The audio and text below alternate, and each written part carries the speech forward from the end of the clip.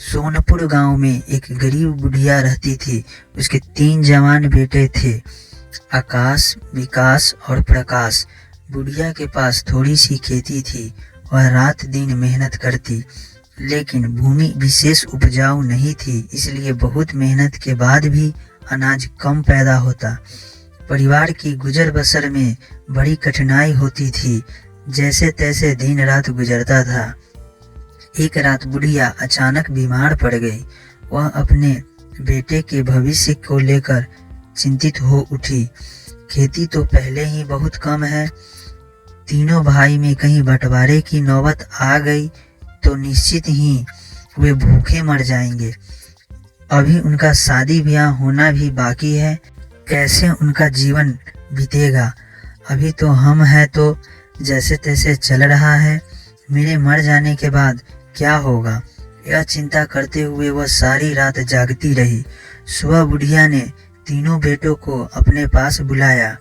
उसकी बुद्धि और ईमानदारी की परीक्षा के लिए उन्हें 1,000 असरफिया देकर बोली, बच्चों, मैं चाहती हूँ कि मेरे मरने से पहले तुम लोग काम धाम कर अपना अपना घर बसा लो। इसलिए इन पैसों को लेकर तुम लोग नगर चले जाओ और अपना अपना व्यवसाय करके जल्दी घर लौट आओ। बड़े बेटे ने चिंतित स्वर में कहा, माँ, हम तुम्हें इस हालत में छोड़कर कैसे जाएं? तुम लोग मेरी चिंता छोड़ो। आस पड़ोस के लोग बड़े भले हैं, मेरा खूब ध्यान रखते हैं।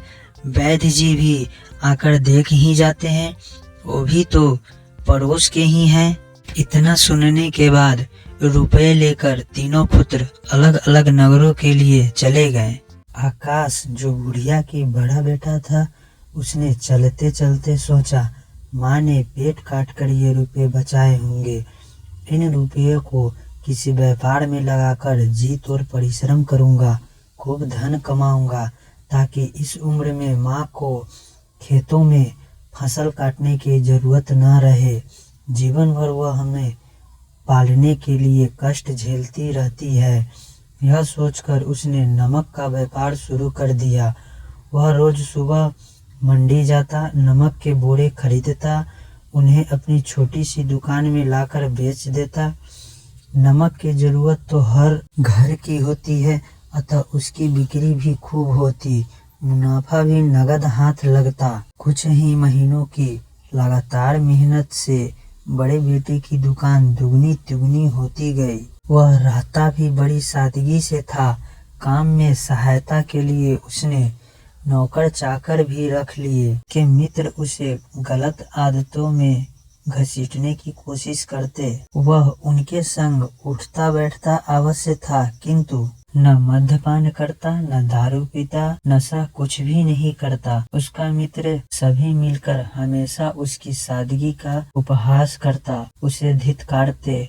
भला ऐसे धन से क्या लाभ जिससे जीवन के सुख न भोगे जा सके। लेकिन उसके ऊपर मित्रों के उकसाने का कोई असर न होता। उसकी आंखों के सामने बस बीमार बुढ़िया माँ का चेहरा घूमता रहता। वह हरदम यही सोचता कि जल्दी से जल्दी वह इतना धन कमा ले कि फौरन माँ के पास लौट सके, वहाँ पहुँचकर एक अच्छा घर बना ले, कुछ बीघे खेत खरीद ले, ताकि घर गृहस्थी के लिए एक निश्चित आय माँ को मिलती रहे, वह बिस्तर पर बैठी बैठी सुख भोग सके। इधर किसी अन्य नगर में पहुँचे हुए बुढ़िया के दूसरे बेटे विकास ने सोचा, माँ की मनसा है कि हम सब भाई अपने पैरों पर खड़े हो जाएं। उसने न जाने कैसे पैसे बचाकर हमें दिए हैं। कोई ऐसा व्यापार करना चाहिए जिससे मूलधन सुरक्षित रहे और बाकी खर्च भी चलता रहे, ताकि जब मैं लौटूं माँ को मूलधन लौटा सकूं। यह सोचकर उसने वस्त्रों का व्यापार शुरू कर दिया। वह जुलाहों के पास जाता, उनसे तरह तरह के वस्त्र खरीदता, फिर अपनी दुकान पर लाकर बेच देता। धीरे धीरे उसका व्यापार फलने फूलने लगा। वह खूब धनवान हो गया। उसने माँ के लिए 10,000 असरफिया अलग से निकाल कर रख दी और आराम से जीवन बिताने लगा। उधर तीसरे बेटे प्रकाश ने में पहुंचकर सोचा, माँ ने हमें हर चीज के लिए तरसा कर पाला है। वह निर्धनता का ढोंग करती रहती है। उसके पास खूब धन है। धन जरूर उसने कहीं गार रखा है, वरना भाइयों में बांटने को यह 3,000 अशर्फिया कहाँ से आती। उसने तय किया, व्यापार आदि के झंझट में कौन अपना खून जलाए। इन पैसों से तो खूब मौज मस्ती करनी चाहिए।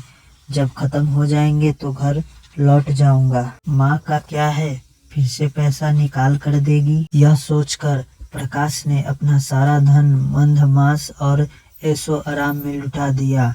यहाँ तक कि कुछ मित्रों से उधार लेकर भी खर्च कर डाला। कुछ समय बाद बूढ़ी माँ के बाद अचानक तीनों बेटों को याद आई और वह घर लौट आए। घर पर उन्होंने बीमार माँ को मृत पाया। पड़ोसियों ने बताया कि कुछ दिन पहले ही बुढ़िया उनका नाम रटते रटते स्वर्ग सिधार गए। उन लोगों का कोई अता पता तो था नहीं, कोई खबर करता भी तो कैसे। उन्हीं लोगों ने मिलकर दाह संस्कार कर दिया। माँ की मृत्यु का समाचार सुन वे दुख से कतार हो उठे। काश ने अपना सारा धन गुलछर्रों में उड़ा दिया था। वह आकाश और विकास का दास बनकर घर में गुजर करने लगा। उसने मात्र मूलधन बचा कर रखा था। वह बड़े भाई के हिसाब किताब में हाथ बटाने लगा। बड़े भाई की समाज में खूब इज्जत हुई। धनी किसान की बेटी से उसकी शादी हो गई। उसने गांव में ही एक बढ़िया दुकान खोल लिया और ऐशो आराम से रहने लगा।